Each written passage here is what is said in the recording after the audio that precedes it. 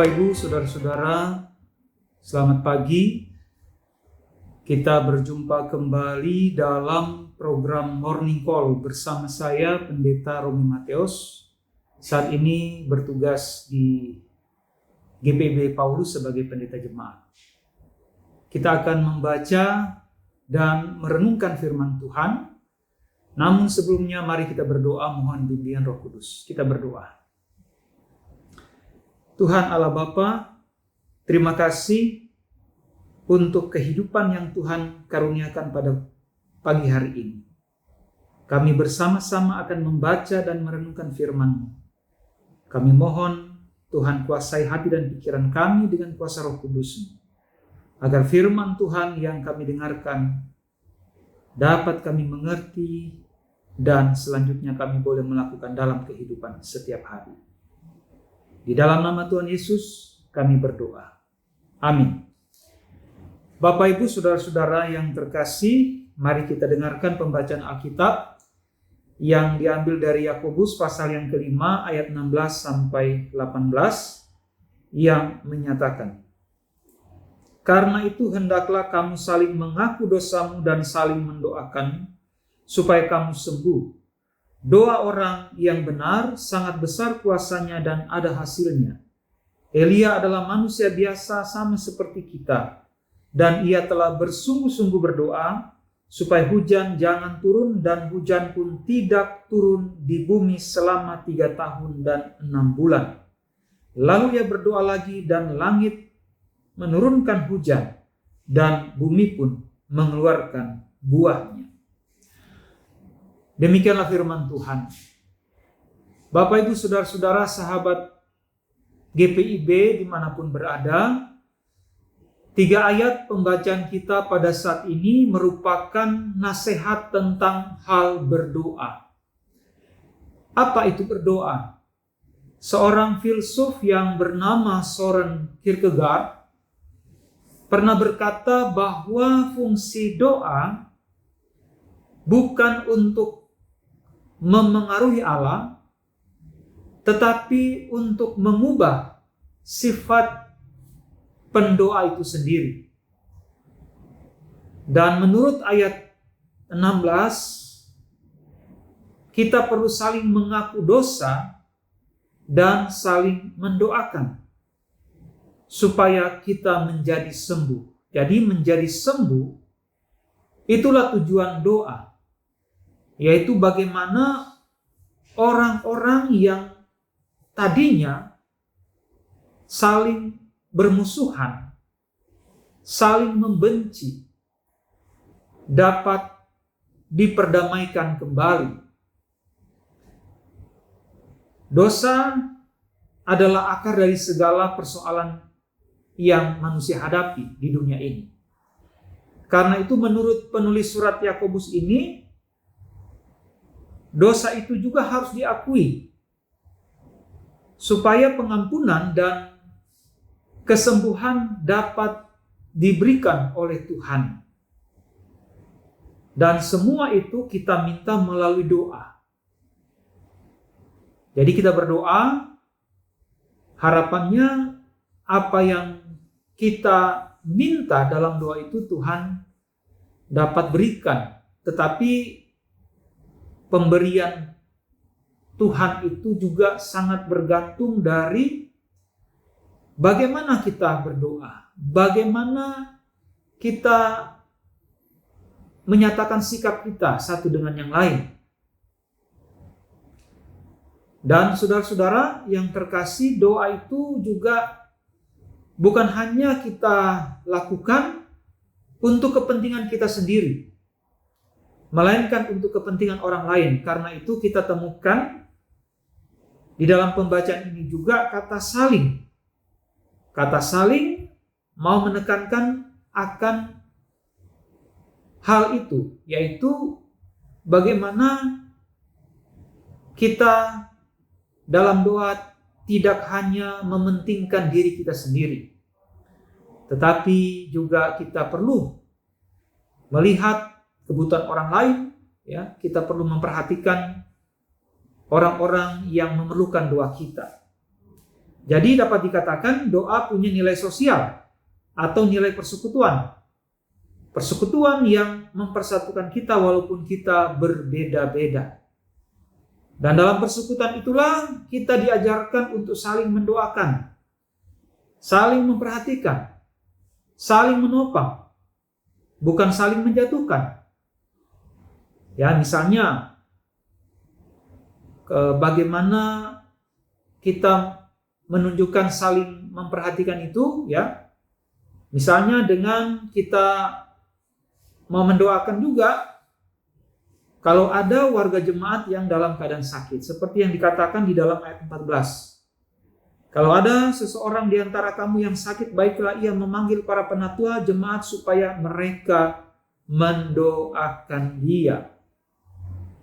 Jadi saling memperhatikan, saling mendoakan. Dan kalau ada yang bergembira, bersukacita, dikatakan juga di dalam pembacaan ini, orang yang bergembira itu jangan hanya untuk dirinya sendiri. Kegembiraan itu juga dapat dia bagikan, dapat dia nyatakan kepada orang lain. Dia dapat tunjukkan itu kepada orang lain lewat puji-pujian misalnya. Makanya dikatakan pada ayat 13, kalau ada seseorang yang bergembira, baiklah ia menyanyikan pujian. Intinya yang mau dikatakan dari pembacaan ini adalah jangan hanya kita mementingkan diri sendiri. Dan Tuhan Yesus menjadi teladan dalam hal mengasihi dan memperhatikan mereka yang lemah dan tidak berdaya. Saudara-saudara yang terkasih, ingatlah Tuhan Yesus telah mati bagi kita sehingga kita dilayakkan, bahkan kita dijadikan sebagai orang-orang benar. Karena itu panggilan hidup orang benar adalah tetap bertekun dalam doa. Firman Tuhan menyatakan bahwa doa orang yang benar sangat besar kuasanya dan ada hasilnya.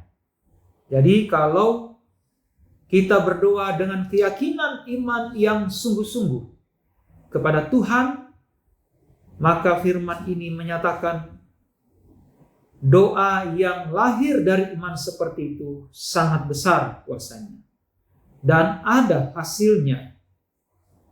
Jadi ada hasilnya seperti yang ditujukan juga dalam kehidupan Elia ketika dia berdoa dengan sungguh-sungguh, dia meminta kepada Tuhan apa yang dia minta itu Tuhan kabulkan.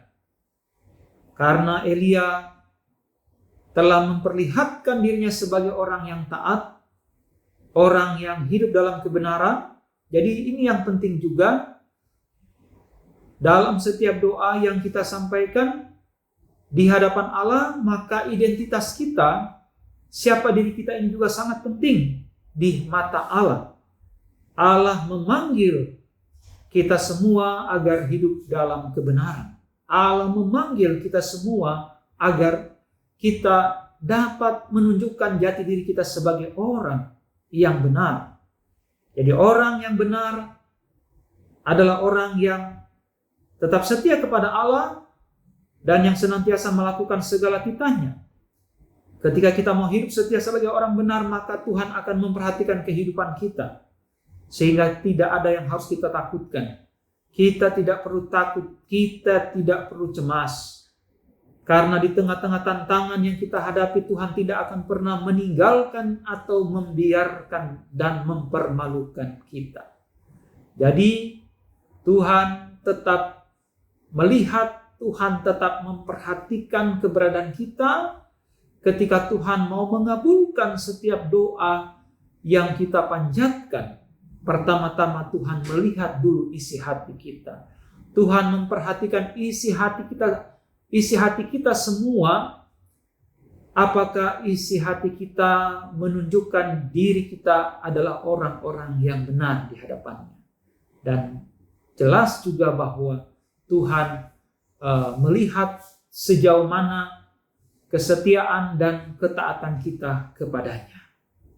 Kiranya Tuhan juga memperhatikan kesetiaan Bapak Ibu Saudara sekalian, dan menjawab doa-doa kita yang tentunya juga harus selaras dengan kehendaknya. Jadi bukan kehendak kita yang terjadi, tetapi kehendak Allah. Melalui doa kita belajar untuk mengenal kehendak Allah. Itu artinya doa dapat mengubah diri kita, bukan mengubah Allah, bukan mempengaruhi Allah.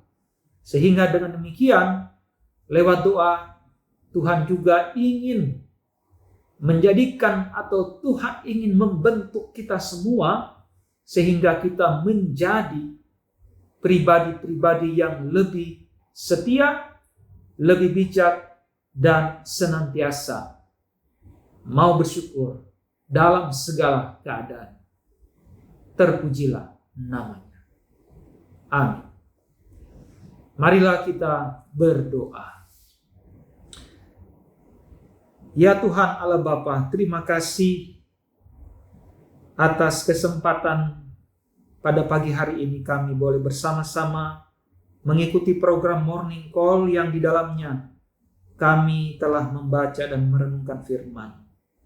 Kiranya firman Tuhan yang telah diberitakan ini memberkati semua warga GPIB ataupun non-GPIB, sahabat-sahabat Morning Call yang telah menyaksikannya. Berkati ya Tuhan kehidupan kami, sertai kami, jangan pernah membiarkan kami seorang diri, jangan pernah meninggalkan kami seorang diri ya Tuhan, tetapi kami percaya Engkau Allah kami yang setia, yang senantiasa menuntun kehidupan kami, dan dalam setiap doa yang kami panjatkan, kami juga mau belajar untuk setia, menerima dan melakukan apa yang Engkau kehendaki bagi kami.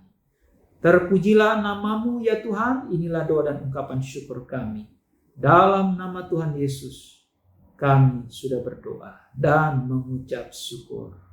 Amin. Bapak Ibu yang terkasih, demikianlah program Morning Call. Tuhan Yesus memberkati kita sekalian. Sampai jumpa pada program berikutnya.